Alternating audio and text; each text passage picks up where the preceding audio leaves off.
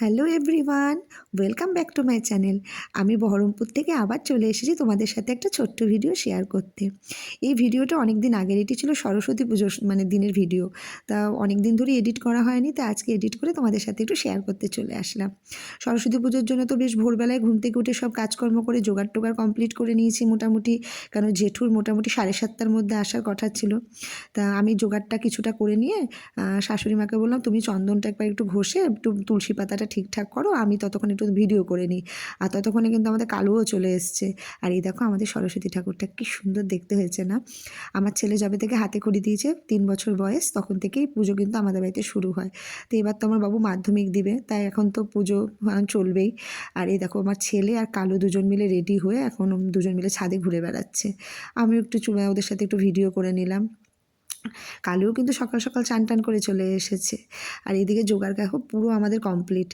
কিছুটা আমি করেছি, কিছুটা আমার শাশুড়ি মা করেছে। আর এই দেখো আমাদের ঠাকুরের সিংহাসন, গোপু সোনারা, লক্ষ্মী ঠাকুর, গণেশ ঠাকুর, তারপরে শিব ঠাকুর, সবাইকে আমরা একটু সাজিয়ে গুজিয়ে রেখেছি। আর এইদিকে মা সরস্বতী বইয়ের পাশে দেখো বইগুলোও দেওয়া হয়েছে। এখন শুধু জেঠু আসার অপেক্ষা। আর আমি এই ফাঁকে না একটা মালাও গেঁথে নিলাম। এখন সরস্বতী পুজোটা একটু আলাদা, এখন একটু কাজের প্রেশার থাকে, ছেলে বড় হয়ে গিয়েছে। কিন্তু ছোটোবেলার সরস্বতী পুজো কিন্তু সম্পূর্ণ আলাদা ছিল, তাই না? পুজোর ঠিক 10-12 দিন আগে থেকে আমাদের প্ল্যান হয়ে যেত কে কোন শাড়িটা পরবো, সকালে কোনটা, বিকেলে কোনটা, কোথায় কোথায় ঘুরতে যাব। কিন্তু এখন তার এগুলো হয় না, এখন একটু সংসারের চাপে পড়ে এখন একটু এইসব দিকে এগিয়ে গিয়েছি। আর এই দেখো জেঠু চলে এসছে।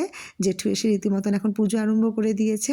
এবার তো অঞ্জলি দিতে হবে, তারপরে আরতি হবে, এই যে সব কিছু হচ্ছে। খুব সুন্দর হয়েছিল পুজোটা, আর বেশ সকাল সকাল হয়ে গিয়েছিলো, তো বেশ ভালো লাগছিলো। 7:30টায় জেঠু চলেই এসেছিলো। তারপরে পুজোর পর তো যে টুকিটাকি কাজগুলো থাকে, সব প্রসাদগুলো এবার একটু সবার বাড়ি বাড়ি একটু দিব। তাই জন্য সব প্রসাদ বের করে এই যে সব সাজিয়েও নিয়েছি। তা আমি ছেলেকে নিয়ে চলে যাবো দিতে, কেন একা তো দেওয়া যাবে না। তাই বাবুকে বললাম তুই একটু দিবি, দিয়ে তারপর বন্ধুদের সাথে ঘুরতে যাবি। তা কেমন লাগলো জানিও, ভালো লাগলে লাইক কমেন্ট করে দিও। টাটা।